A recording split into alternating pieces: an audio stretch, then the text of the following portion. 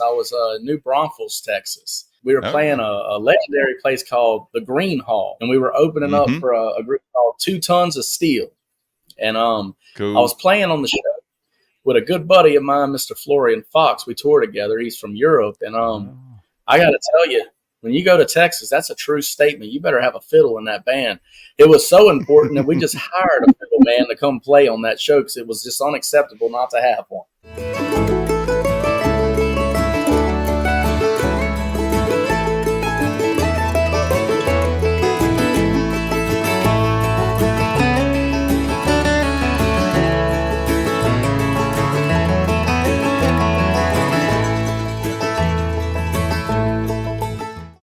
Small favor to ask.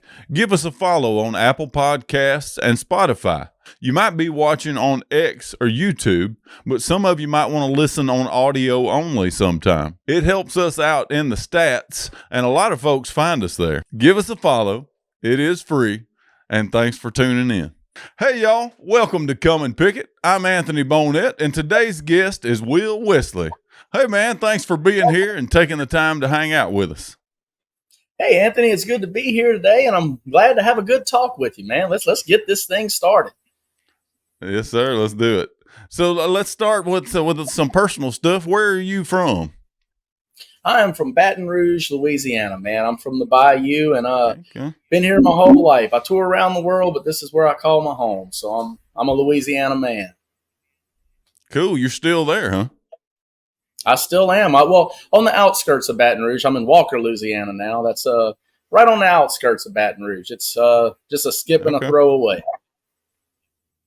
And you're from Baker, from what I've read. I've read press clippings and stuff like that. So where's Baker? Baker is 12 miles outside of Baton Rouge.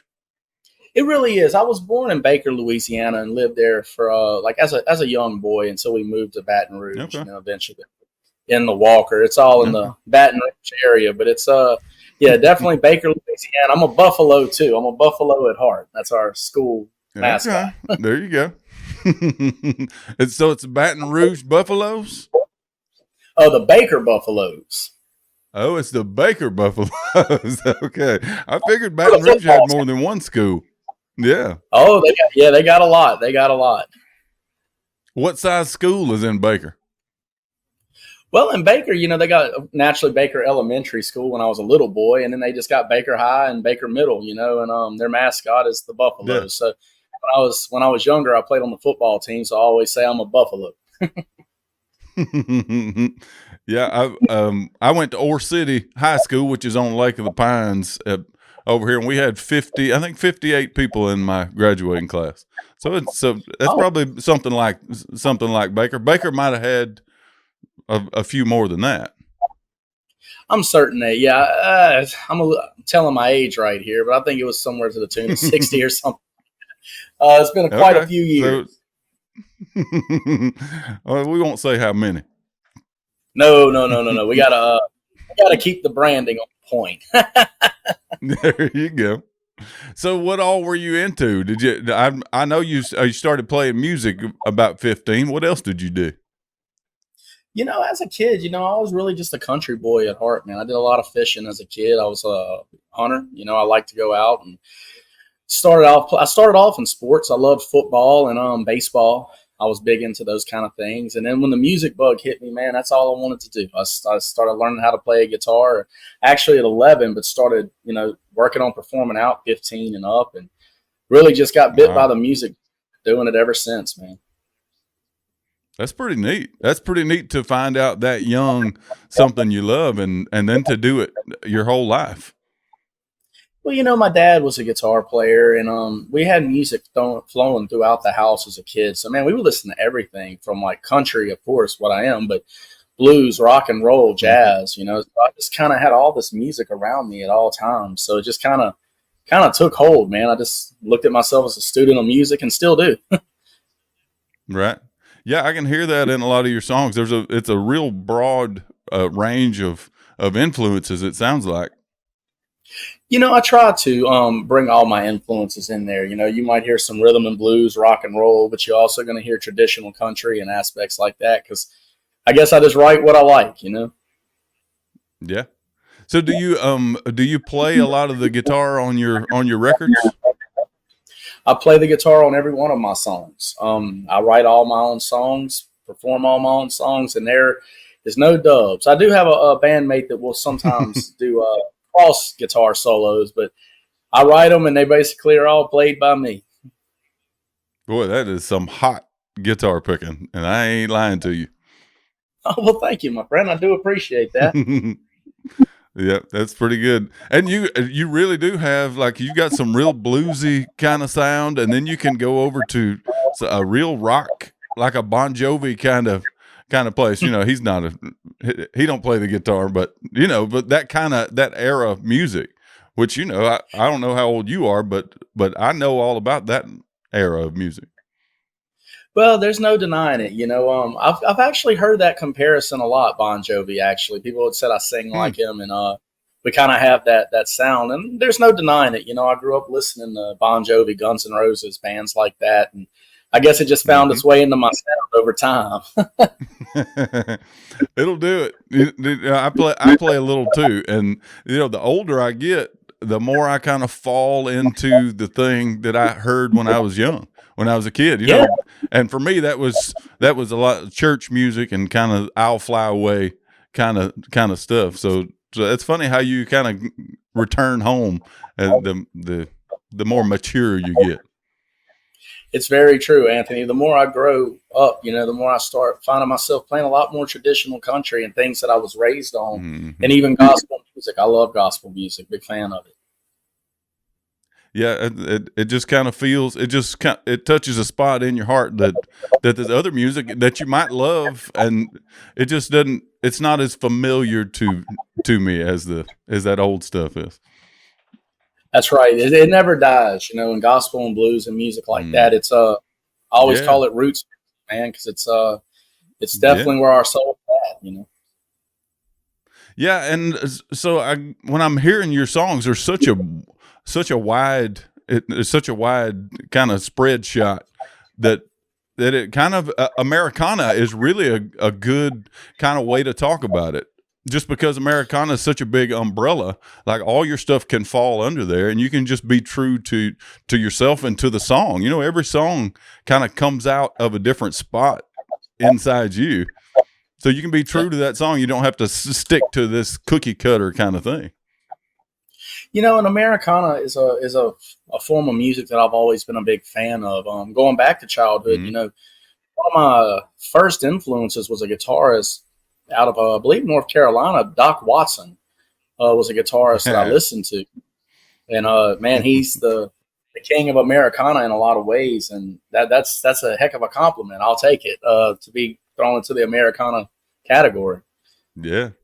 Yeah, I think with somebody like you, you're such an obvious talent that, but like I say, you don't really fit into any one spot just because your talent is so broad that you kind of have to have something like Americana. And Doc Watson, I'd love to hear you play some Tennessee Stud.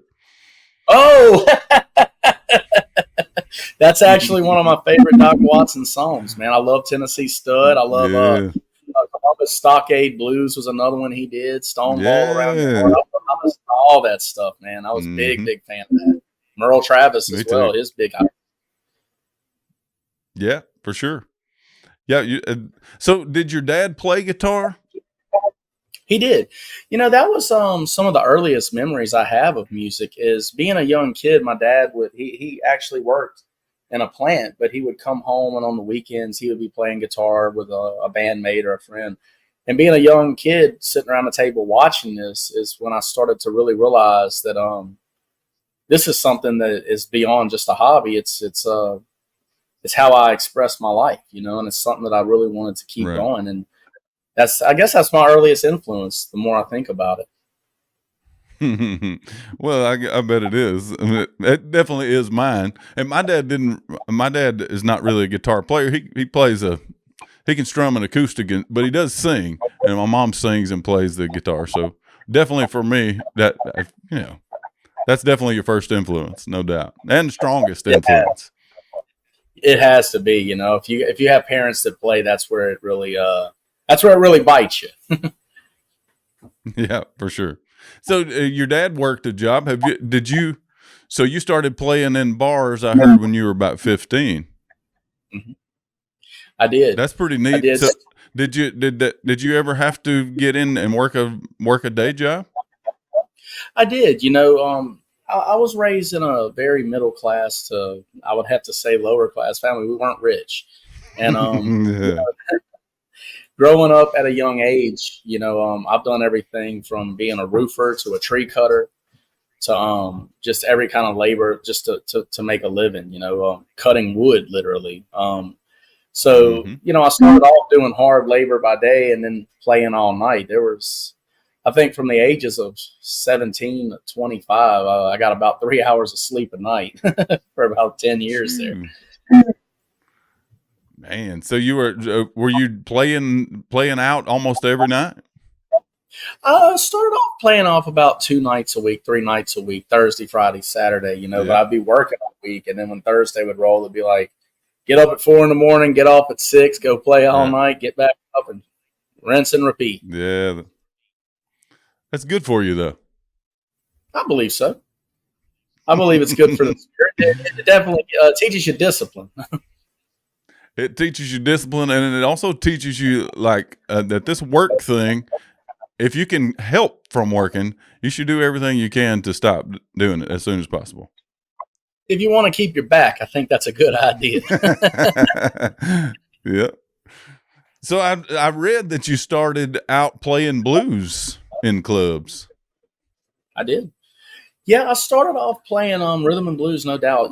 Here in Baton Rouge, there's just a lot of blues going on, and it's I started off listening to all the classic from B.B. King to Albert King, Freddie King, and all these great blues artists before me, Bobby Blue Bland and Stevie Ray Vaughan, of course, Joe Bonamassa, and all Yeah. these people. Here in Baton Rouge, they had a lot of what we call head cutting kind of guitar players, where you had to pull your weight immediately. These guys can play. Right. I started off playing in blues clubs like Phil Brady's is a pretty popular one here in Baton Rouge, and Teddy's Juke Joint. And going out there and playing these juke joints and everything gave you kind of an on-the-job education on how the music business is. Until Yeah. I did that for years until I kind of come back around to my roots, which is country music. Yeah, there's a pretty fine line between country and blues, and as you know, and rock too, but especially country and blues. I mean, they play the same guitar scales will work on both, and most country songs. Now the pedal steel guitar that doesn't really go in blues, and the fiddle not so much, but the guitar playing, it's kind of blurry there. But you never know, Anthony. I'm a pretty experimental guy. I might come out with a blues album and put a fiddle in it one day. Hey, I like a fiddle. I do too. I'm a big fan of the fiddle. That. Oh yeah. Well, I don't know if you've heard, but if you're going to play in Texas, you've got to have a fiddle in the band. Man. Oh yeah, that's a must. That's a must. Yeah. I'll tell you a true story. Not long ago, I was down in Texas. I was New Braunfels, Texas. We were playing a legendary place called the Green Hall, and we were opening up for a group called 2 Tons of Steel. And Cool. I was playing on the show with a good buddy of mine, Mr. Florian Fox. We toured together. He's from Europe, and I got to tell you, when you go to Texas, that's a true statement. You better have a fiddle in that band. It was so important that we just hired a fiddle man to come play on that show because it was just unacceptable not to have one. Right. Well, yeah, and he doesn't have to play on every song, but you need to have him up there ready. Oh, he's got to be cocked and ready to go. There's no doubt about it. At some point, these people are going to want to hear Amarillo by Morning. Oh, yeah, and I think we did play that about 2 or 3 times on that show, so you've definitely been to Texas your share. Yep, you got to meet your quota. That's right. We got standards we gotta meet. So in 2020, you hooked up with producer Phil Chandler to put together your album, Both Sides of the Tracks. How did that come to be? Well, that's a very interesting question because in 2020, as you know, the big pandemic came and the world shut down and live music shut down. And That was me and Phil had worked together off and on throughout the years, still do.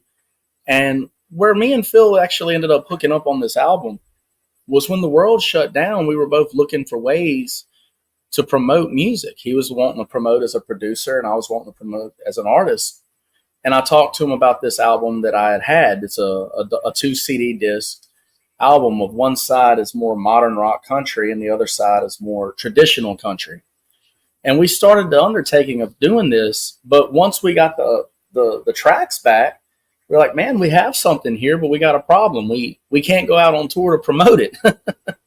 So one of the things we started to do is we started just going to the press, and we started going out and just doing every show we could to spread the word on this. And it actually spawned my first #1 hit in Italy with Attitude. So it was actually, we turned a very dark situation into a very bright one by just promoting online. That's pretty neat. So how did you, so when you were, so you couldn't play any shows because of COVID, but once that kind of lightened up, do you carry the musicians to play like a traditional country, a pedal steel or a fiddle or anything like that? We do. We keep the core of the band usually intact, which is usually guitar, bass, piano, drums, and then we bring in our other accompany players. Like I got a good fiddle man named Jay Ping, who's from Asia, who plays with us. And we bring in pedal steel. We actually try to keep it as authentic to the record as we can. So absolutely. Cool. Yeah. I listened to a song of yours a day or two ago called Leah, and I read where you had Michael Cleveland play fiddle on that one. I did. We had the legendary Michael Cleveland. I got to tell you, to have him play on a track was absolutely just a dream come true. Me mentioning Doc Watson, Michael had played with Doc when he was just a boy. Mm-hmm. I saw the video on YouTube. I think there's a video on YouTube of that. There is. And for Michael to actually say he was going to play on the track and to get some feedback and him to say, hey, I love the song. The funny part about it was we had sent him the tracks. And he said, well, look, I might take 2 or 3 times just to see if it's what you want. I got to tell you, Anthony, he sent back the first track and it was a done deal. I said, we're not going to edit it. We're not going to do nothing. The way you played it is the way it's going to be. This guy was perfect, man. What an amazing talent. No doubt about it. Those bluegrass guys have a way of being ready. I don't know if you've ever sat in a bluegrass circle and played, but like your turn's coming, and when it gets there, you need to have something. And so they come ready. Those bluegrass players are some of the best in the world, man. And, around where I'm from, we used to have this place called the Old South Jamboree where a lot of bluegrass players would come. And I've never seen musicianship just natural like that. They like you said, they'll play in a circle, and when it's your turn, you better be ready. And they always seem to be ready. They're the best. Yeah, another thing that's amazing to me, one of my favorite videos on YouTube is on a channel called 81 Crow, which that guy plays banjo with Ricky Skaggs, but he has a video with Michael Cleveland in it, and he's playing the mandolin. And he is playing the mandolin faster and stronger than I've ever heard it played. And he's not a mandolin player. So these bluegrass guys are so talented that, they can play anything. They can play the stand-up bass and the guitar and they play everything. So it's super impressive.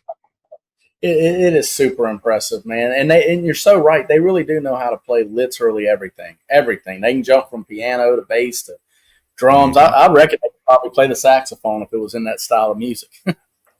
I think so. Well, I had I'm not sure if you're familiar with the Purple Holes that are from my area in East Texas, and they're a touring act here regionally and internationally actually. But they played on a couple of my songs, and one of them brought an accordion, and they just bring a bunch of stuff in, and they know how to play it all like at a super elite level. And so we put like everything they wanted to do, we put it on the record. You don't really argue with talented players like that, man. They have a vision. It's going to be followed. Yeah, absolutely. So your song, the last song of yours I listened to was called "Honky Tonk USA," and it came out here Oh pretty yeah, recently. And you it wrote that did. one too, right? I did. I wrote Honky Tonk USA, and it's a song. A lot of people have asked me what was my point behind the inspiration behind that song, and I got to be honest with you, it's about as straightforward as it can be. I don't have anything against a lot of modern country. I don't. I'm in the same genre, but I do think that we need to try to preserve classic country music. And it's something that has been sad to me that all these classic artists that if they were out today, they may not even get on the radio. People like Hank Williams, Merle Haggard, Johnny Cash, even these guys are legends, but it seems like the further we go into the industry, the more they're forgotten about. And that's what Honky Tonk USA is about. It's preserving the legendary legends. Yeah, it's kind of got that Murder on Music Row or Who's Gonna Fill Yeah. Their Shoes, the George Jones song kind of Oh yeah. vibe to it. It's a little more upbeat and kind of a happier tone than those two. Yeah, we put it in a major key. There you go. So, you write all your stuff. When did you start writing songs? Anthony, that's really what got me into guitar. Is that was the first thing that I started doing. Is before I even knew how to play chords on a guitar or scales or anything, I was making up songs with just doing this. And Yeah, I can remember making up songs as far back as 11 years old, just cool. trying to express myself some way. Because a lot of people, they're guitarists, they're singers, and I am as well. But I've always considered myself a songwriter first and foremost. That's what I love to do, and that's where my heart's at. Yeah. Have you ever written anything in a writer's room in Nashville? I've heard people say they've written some of their best stuff in a writer's room. I haven't. I've actually collaborated with other artists, but I've never actually been in the writers' room in Nashville and all that. I've always, I live out in the country, so I always just kind of get off by myself and clear my mind and start writing what I want to write about. And I usually take it to my producer and bandmate, and we usually like hash it out and make it ready for the radio. Yeah. And that's how we just get that process of moving. Right. Yeah, I don't fault anybody else for writing in a writer's room or co-writing or whatever. Songwriting for me is a really personal thing, and when the song's done, I want it to have been a product of me. That's right. I want it to have come from me. We have that in common. We really do. That's how I am as well. Because I always look at my songs as really just a story of my own life that I'm trying to make universal for everyone to understand. So I'm in agreement sure. there. I believe that the song is you, man. Yeah, I think so. I love that about those old songs, and the farther you go back to Hank Williams, I guess if you're going to go toward the beginning of country music, or Jimmy Rogers maybe. Oh yeah, those songs were a really pure expression of who those guys were, and so I'm not comparing my music to theirs, but there's something about that purity and authenticity. there really is. I really believe in trying to stay as true to that as you can. I do believe in co-writing and working with other artists, but my favorite artists are the ones who wrote their own stories, and those are the ones I always listen to. So I guess I tried to follow in the footsteps of those types of artists. So you've been following their footsteps around the U.S. and overseas. What are some of the gigs that have felt like huge milestones for you?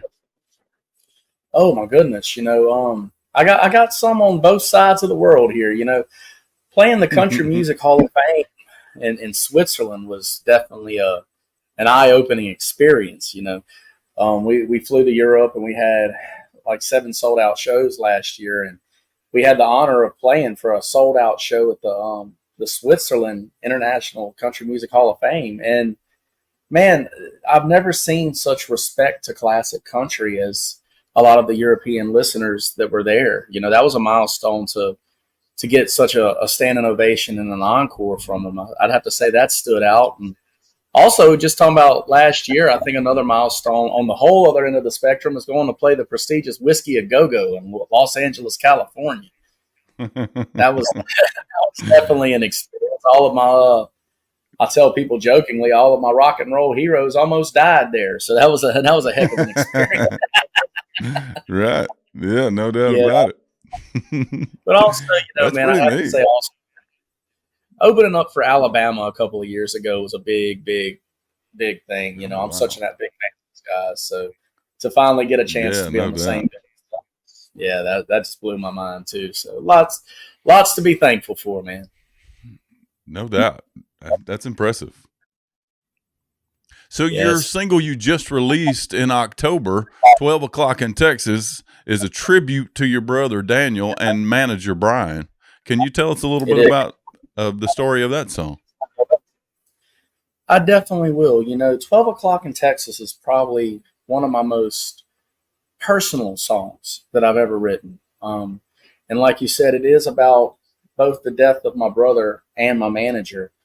At different times is what the song was created from. Daniel and me were very close. We of course we were brothers, but we also went on the road a lot. Daniel helped me in the band. He was always there to help us, and we were very, very close in moving on the road together. But Daniel had a problem. He was a heroin addict, and that's something I gotta be honest. I have no experience in. I've never done it. I don't know, but it was something that got a hold of him. And no matter how hard we tried to help, no matter how hard I tried to get him off of that by taking him to rehab and different things, it just become too much of a burden for him to bear. And unfortunately, early in 2021, we lost Daniel to an overdose. He died in a hotel room in Baton Rouge to this. And I got to be honest, Anthony, when it really hit me about this, a lot of people have asked, well, why 12 O'Clock in Texas if he is from Baton Rouge and died in Baton Rouge? And there's an interesting story behind that. I'm the kind of man that when tragedy strikes, I oftentimes don't know how to deal with it. So I just kept working. And I had a tour lined up a week after my brother's death in Texas. I was going down to Galveston. And I was on the road with a bandmate, and it was about 11:30, 12 at night. And I got to tell you, a gale force wind come across the road. It was a clear night, but this wind nearly knocked my vehicle completely off the road, and then it was just gone. And I remember Phil was with me, my bandmate, and he said, that was bizarre. He was like, there's no rain. It's a clear night. What? And I didn't even think about it, but I blurted it out. I said, well, it's 12 o'clock here in Texas, and I think that was the spirit of my brother saying goodbye to us. And the next morning I woke up and I started penning down the words, and we started working on it together. And that's how the song really was written. And this is the first song of my career where my manager comes in.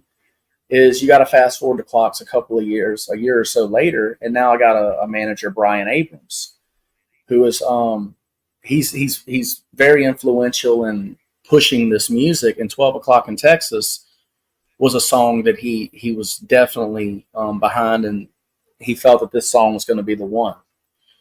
And right as we were gearing up to get all these songs out, Brian died of a heart attack in Thailand. Oh.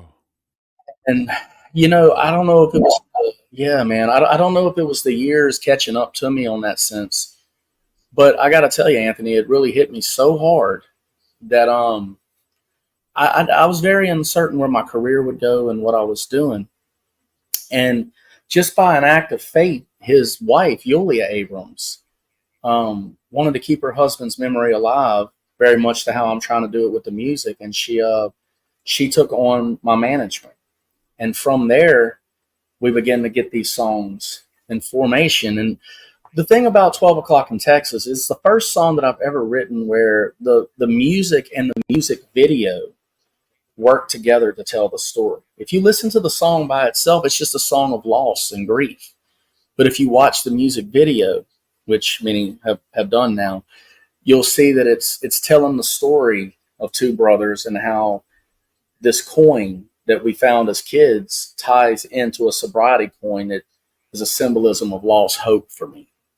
And to see this video, you're seeing not only the struggles of the brother who overdosed in this hotel room, but you're also seeing the struggles of the brother who is still alive and having to keeping on despite the loss of that. And it's a song that I felt very vulnerable about releasing, because when you put your own story out there to the world to see, it makes you feel very exposed, but after talking with my wife and my management and all this, I decided that we need to look at it differently. And this song is out there to try to help anyone who is struggling with these things, with addiction.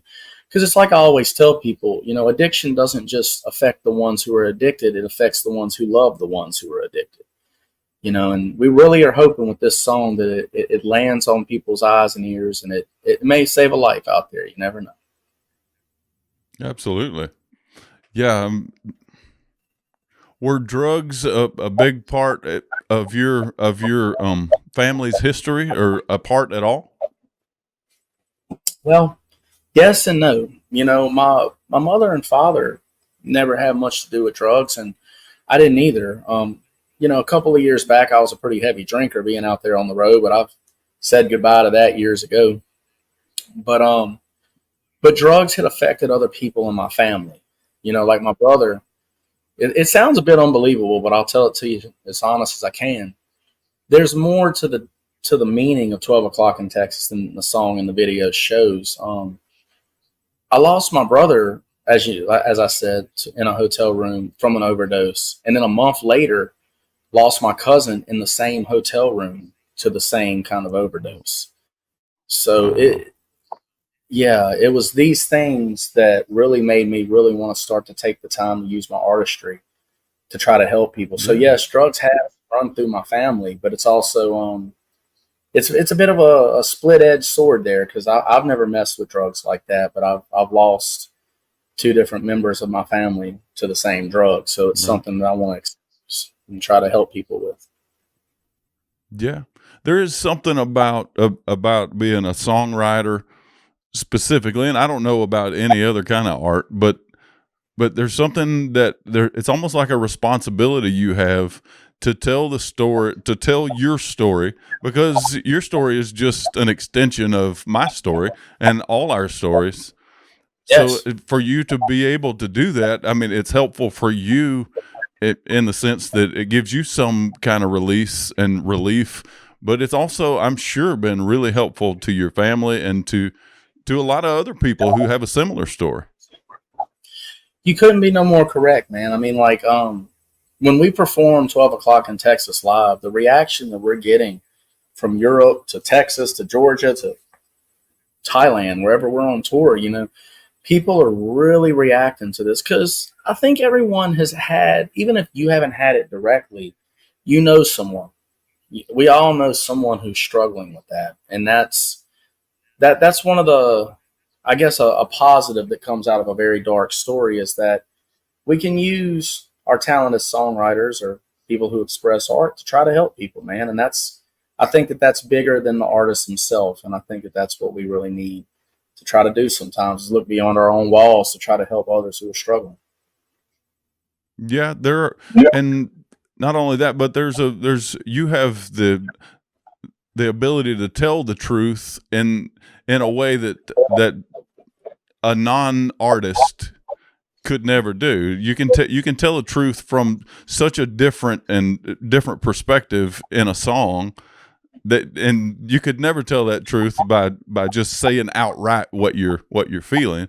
There's something about a song and music that really it expresses your heart a little different. I couldn't agree more. And that's, when you simplify, that's why we do what we do, man. We just write songs and we put ourselves out there. Well, I do it because it's the only thing I really know how to do. So, well, I'd have to say I'm pretty much the same. I do a lot of things, but I'm only halfway good at writing songs, so I'll just stick to that. Yeah. Well, thank you so much for sharing that that story. I know that came from a pretty hard time in your life, but I do really appreciate you using that to try to help and to try to, tell the truth in this world that hates the truth so much. Well, that's a fair amount of truth in that, I have to say. But no, and I want to thank you for having me on the show and to talk about it, because we're trying to spread the word on it. And I appreciate you having me. I hope all the listeners check it out, and I hope that it helps somebody out there. Yeah. So let's talk a little bit more about this Florian Fox. I listened to him sing with you on that. What's the song where you guys did the duet? He's got a neat little sound. Time's something about time. It's a tune I wrote with me.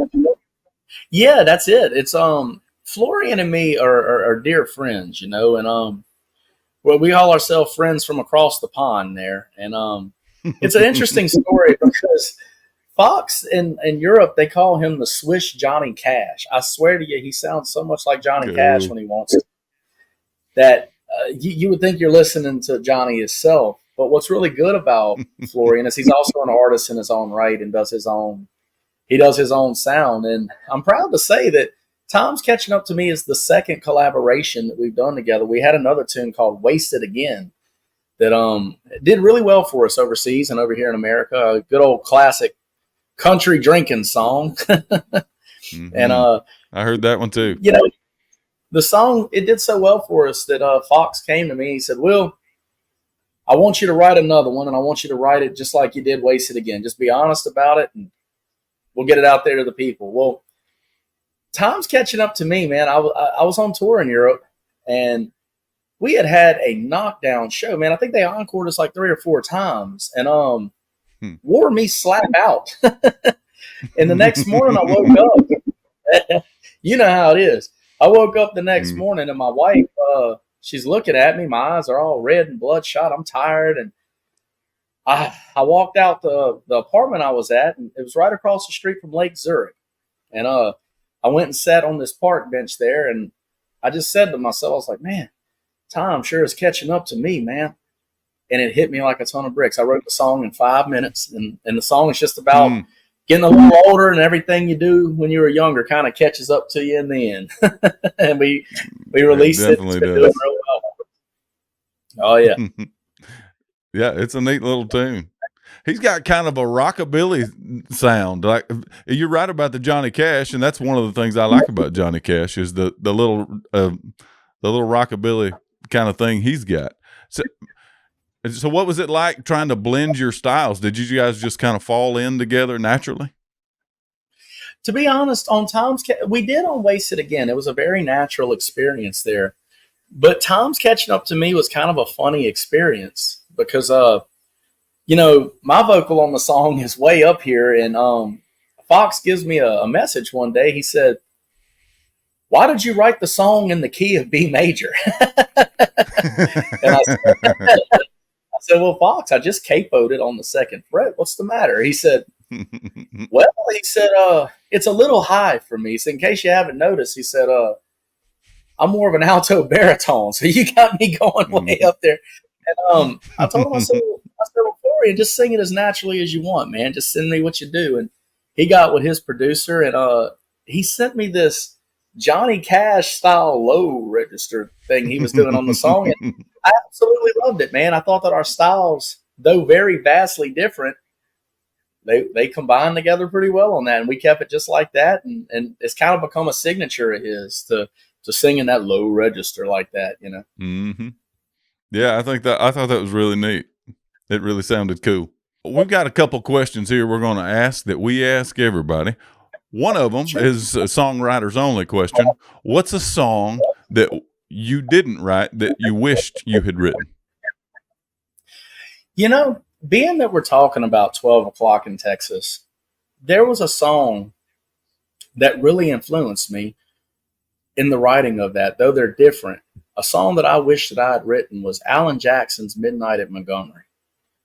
I always thought that was just a fantastic song about, Mm-hmm. did he meet the ghost of Hank Williams? Did he not?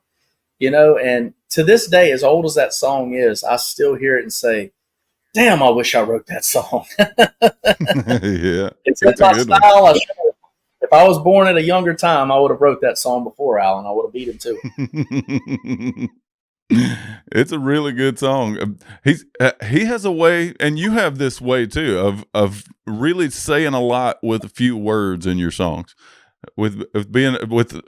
like producing a lot of imagery without a bunch of words. That's something I actually work very hard to do. I try to tell a complete story with a few words because I think that Mm-hmm. if I can accomplish that, it's a clear message. Yeah, that's really a concise definition of writing what is it like to write a song.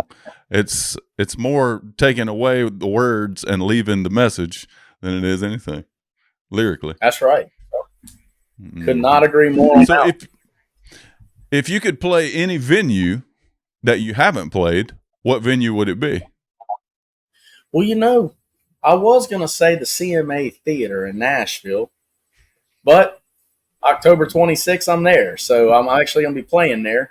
So I'd have to say, that the next venue that I'm excited. Me and Florian Fox are going to be playing that for a pre-jam party for the Josie Awards. Proud to say I'm nominated on 4 awards this year. So we're hoping to win one of them. Cool. But I got to you, if there's one venue that I would still want to play that I have not played, it's Austin City Limits. I want to play Austin City Limits something bad. I've seen everybody from Willie Nelson to Stevie Ray Vaughan play there, man, and I got to get there. It's been a dream of mine since I was a kid. That's a cool answer. You're the first one to say Austin City Limits. I want Austin City Limits. That's the one I want. So what are the top 3 things in your gig bag? Things that if you left them at the house, apart from your guitar, that it would be hard to play the show? Well, I have to first say my Super Beta 55 microphone. I got that classic 55 that's kind of a signature of mine. So if I left that one, there'd be a pretty big problem. I'd have to maybe go simple and say a capo. I do a lot of capoing in my playing, so I'd have to have a capo. And the third would probably, I was going to say my pedal board, but hey, man, I come from the old school. If I had to, I can plug a guitar into an amp and make it go. So I'd have to say the third thing would be my guitar strap, because that'd be very awkward, me trying to hold that thing without a strap. Yeah, that's funny. I play the 5-string banjo too in a little bluegrass band, and accidentally left my strap at the house. And if you want to be awkward, try to play a 14-pound banjo on stage without a strap. Yeah, you got to finger pick it, and you got to cradle it up and hold it. It was pretty awkward. Yeah. That would be awkward, we got my it done. Friend. That'd be a tough. Yeah, I'll imagine. We're resilient musicians. We'll get through it. We make it through. So, what's the most memorable piece of advice you've received? I'm a big fan of Jason Boland and the Stragglers, Red Dirt Group, and I had the honor of opening up for Jason here in Baton Rouge at the Red Dragon Listening Room, and I got to be honest, man, I kept trying to talk to Jason, and at first he didn't have much to say. But then when I did my set, he really enjoyed it. And I said, well, man, you've been in the music business a long time. I said, what would your advice be to someone who's trying to get to that next level and keep doing it? And he said, Will, there's going to be a lot of people that are going to attack you. They're going to say things about you that, good and bad. He said, the biggest thing, my advice to you would be, just keep writing your songs, keep being who you are, and the worm will always turn. Don't change for people just because you may not meet the status quo of what they want you to do. Just keep being you, and eventually people will go from, putting down on you to following you. And I said, well, not many people put down on me. But he had told me that. That's something Jason Boland told me, and I kind of always kept it kind of personal just because I'm a big fan of Jason. So. Yeah, it's hard. I mean, we hadn't had a lot of people that say mean stuff about us either, but it is hard to find people that are passionate about your stuff. So you just kind of have to stick with it, and eventually you'll find people that like you exactly the way you are, and they like your music, and so you just kind of have to stick with it. That's good advice. He gave good advice, because at the time I was like, well, Jason, I don't have too many enemies, but he said, it don't matter. He said, just keep doing what you do, and you'll make more friends. So wise advice from Jason Boland to the Stragglers. Isn't that something? So what new projects are you working on? We're working completely on a Christmas tune right now. I'm not going to expose what the name of the tune is going to be yet, but after that, it's right back on the road, and at the top of the year. I guess I'll say it first on this show. After the 12 o'clock in Texas video, I have another music video that I'm working on for a tune that's coming out called The Search, and it's kind of a brother-sister project to 12 o'clock in Texas, though it's not about addiction or loss. It's just about the question that you ask. What are the answers to life? Why are we here? What are we doing? What we're doing for? And we're going to be undertaking another music video very similar to 12 o'clock, where it's got a lot of imagery to it and symbolism. And it's going to kind of be a connected project in that sense. So I'm very excited to be working on getting that out for January. And then it's on to releasing a few more singles and on to another record. You know how that is. It's just keeping the songs flowing. That sounds super cool. Those questions they're hard to address, but that's kind of, in my mind, that's kind of what we're here for, is to kind of figure out what it's all about. That's right. I mean, we're not here for a long time, so we better try to figure it out while we're here, right? Absolutely. So is there anything else you'd like to talk about that we didn't ask you about? Well, I got to be honest, you've given a great interview here, but I would like to thank all of your viewers and listeners for tuning in. And I would like to, of course, always tell them to check me out, willwesleymusic.com, and stream the new single 12 o'clock in Texas. But, I'd also like to take the time to thank you for having me on the show. It's been a fun interview, man. It has been a lot of fun. Thank you so much for coming on, Will. Thank you. I hope to come back and visit with you again. I hope you will. Oh, I'll be back. You can't hide from me. I'll be out there somewhere. Will's single, 12 o'clock in Texas, is available now. Run over to willwesleymusic.com to stream, download, and follow. Thank y'all for hanging out with us today. Don't forget to hit that subscribe button and leave a review. It helps more folks find the show. Until next time, keep on picking it.